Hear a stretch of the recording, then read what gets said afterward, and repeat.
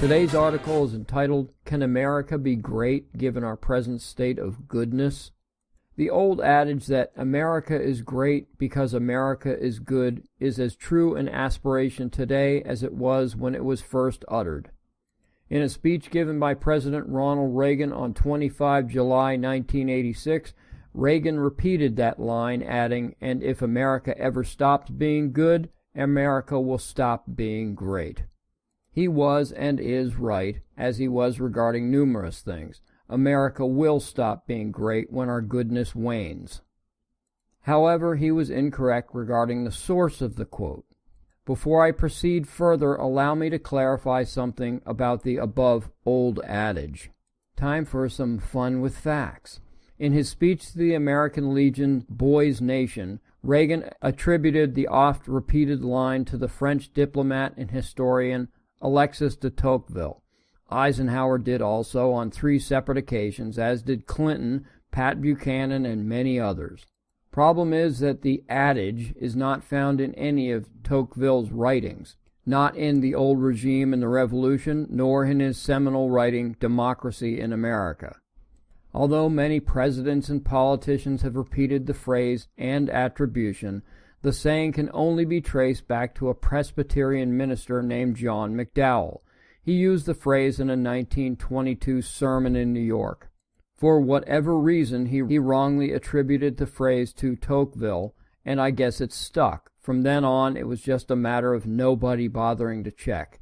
Now you know the rest of the story. Good day. Hat tip, Paul Harvey.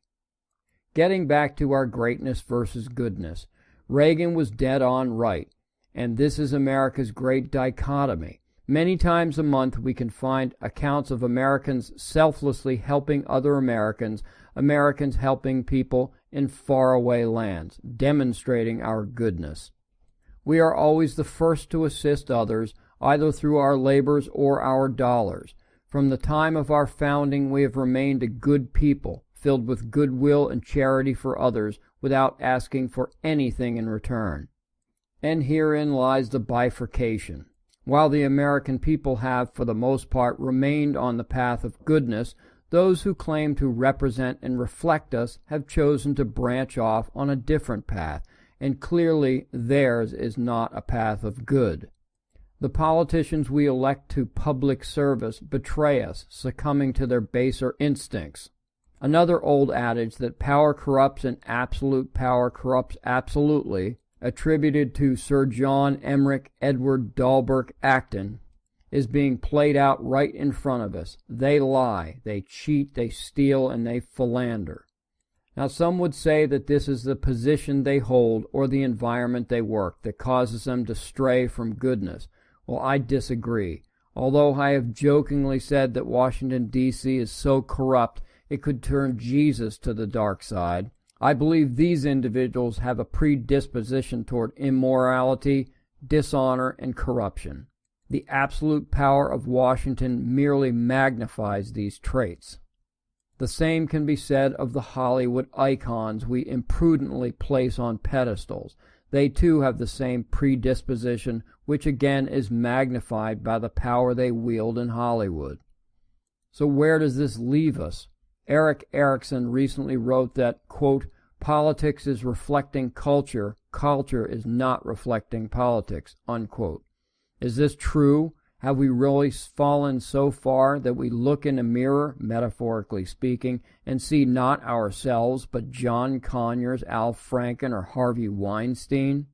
I shudder to think that this is true, for if so, no amount of slogans can make America great again. However, this may be the watershed moment in time that historians look back and conclude as America's attempt to regain our goodness by throwing off the demons among us. Only time will tell, but let's hope it's the latter, not the former. So I leave you with food for thought from Robert Charles Winthrop, Speaker of the U.S. House of Representatives from 1847 to 1849. Quote, "Men, in a word, must necessarily be controlled either by a power within them or by a power without them, either by the word of God or by the strong arm of man." Thank you for listening.